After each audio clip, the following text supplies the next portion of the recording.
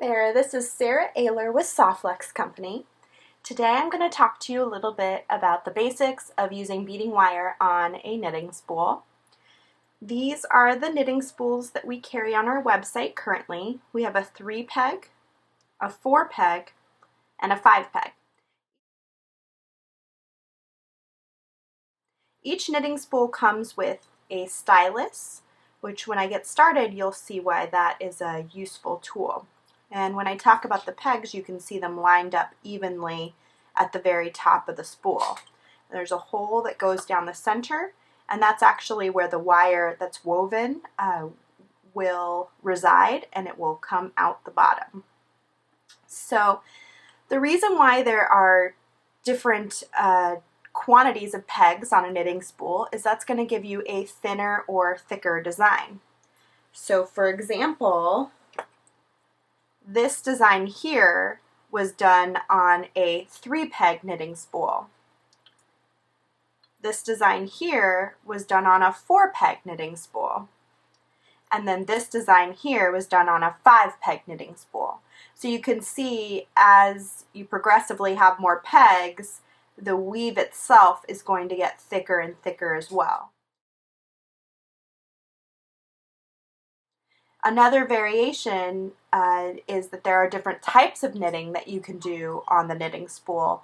So far there's 3 that we teach. We have instructions for those on our website. I will show you one today in this video, but there's also some other videos. If you look at our playlist, you'll see some other videos about knitting and about finishing off a knitted design. And then a third variation that you can decide when you're knitting with wire is you can use more than one color. So for example, this particular design uses yellow quartz, it uses citrine, and then it uses green turquoise. This design is using black and bronze. And this design is using citrine, pink tourmaline, and tanzanite. So when you mix colors together, it's going to give a completely different color palette. And then finally, a third option is you can add beads. You string the beads on the wire before you get started, and then you feed them into the design as you're knitting. So this has some little black seed beads in it. So you can also add beads down the center of a design. Here's another one. This is using our very fine 0.010 diameter in black and white. You can see the beads were added as it was knitted. And one final design, you can always add beads at the ends as well. So this is actually knitted on the back end of the necklace, and then there are beads that were strung onto the wire, and then it's finished off at the clasp. This particular design you can find in Belle Armoire's Jewelry Affair magazine. It was in one of the more recent issues. Okay, so to get started knitting on a knitting spool, I'm going to use the 3-peg to give you kind of an idea. I picked 2 different colors that I thought you could hopefully see fairly well. I'm going to move these kind of out of the way. I'm using a citrine and a red jasper. It's August right now, so this is a good color palette for this time of year. I'm using the 0.019 Softflex. However, you could use any of our diameters. You know, I just showed you a design using the very fine, the 0.010. You could also use 0.014 or 0.024. And again, that's just going to change how thick the design is, and also just how flexible it is. If you're using a real thin beading wire like 0.010, you're going to have a lot of flexibleness to it. Whereas if you're using a thicker beading wire, the 0.019, it's not going to be nearly as flexible. If you use more than one color, say you're using 3 colors versus 1 color, that's also going to change how flexible this braid is. And what's nice about that flexibility is you actually don't even need to use a clasp. This is the 0.014. but I just roll it right on my wrist, and then I just put a connector in the middle. You can use a clasp if you want to, but it does have some nice give to it. I would not be able to do that with this .019 in 3 colors. It just doesn't have the same type of give. Okay, so I'm going to use both wires as if they're one wire. I'm going to send it down the middle. I've marked my knitting spool with a 1, 2, 3. You're actually going in a counterclockwise motion rather than clockwise, so that's why the numbers are sort of backwards. But that helps me remember where I'm going next by marking numbers on it. So to get started, I've set my 2 wires down the bottom. I'm anchoring them in place with my fingers here on the knitting spool. I've got the 2 wires coming out of the top, and what I'm going to do is wrap clockwise around the peg at 1. I'm going to send the wire through the middle to 2, which is counterclockwise on the spool, and go around the peg again. So I'm going left to right around the peg, and then through the middle to 3. And then at this point, I'm going to show you my favorite knit. There's several different knitting styles. I'm going to wrap around all 3 pegs on the outside. So I put 1 loop on each peg, 1, 2, 3, and then I did 1 big wrap around, and it's on top of what's already there. So if you see the loops on 1, I'm going to wrap this around the outside over the top on 1, on 2, and on 3. Now this is the trickiest part. You've got to, again, anchor the wire down with your finger. You don't want it to, let go like it just did. Hold on to it, and then I want to hold on to it away from 1. There we go. Okay, and what I'm going to do is take this very first 2 loops that I wrapped around 1.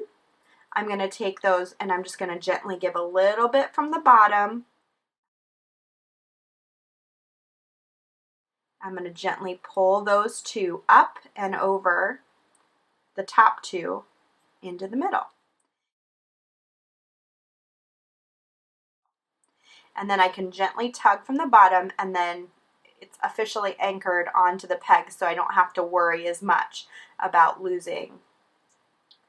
I'm going to go around again, up and over and into the middle. Up and over and into the middle. I'm on peg 3 now.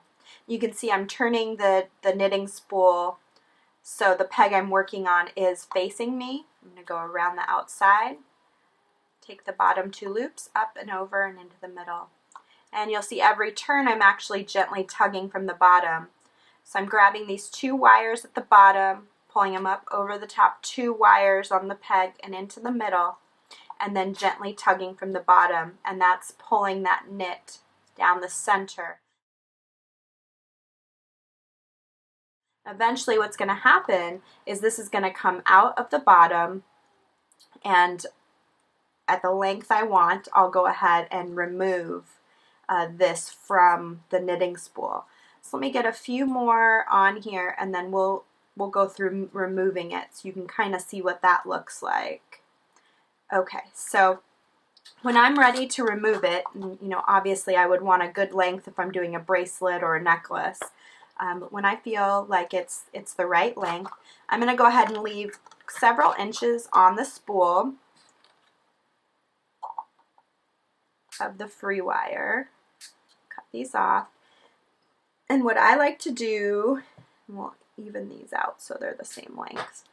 I like to put the wire through the link that's on the next peg. So I actually strung it through these wires that are wrapped around the peg. I'm going to do that on the next peg here, number 2. Both wires go through the link that's wrapped around the peg. And then I'm going to do this on number 3 as well. Let's see if I can get these through. And then I'm just going to gently tug this guy off of the knitting spool.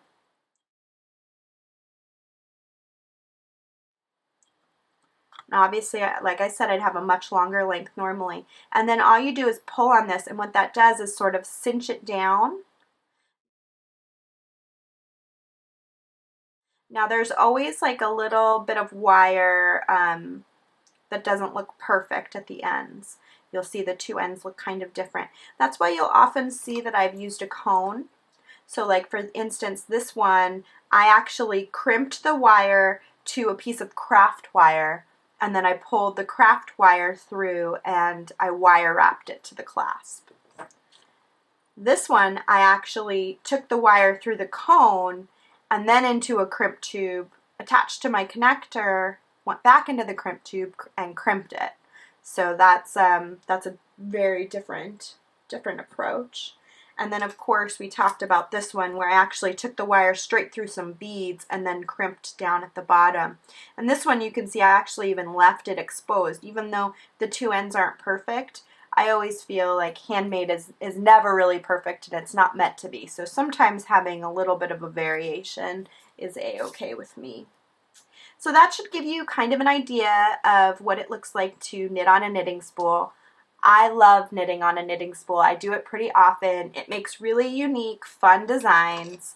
And there's so many different variations since you can do things like add beads, use multiple different colors of wire, change up the diameter, use a 3-peg, a 4-peg, or a 5-peg.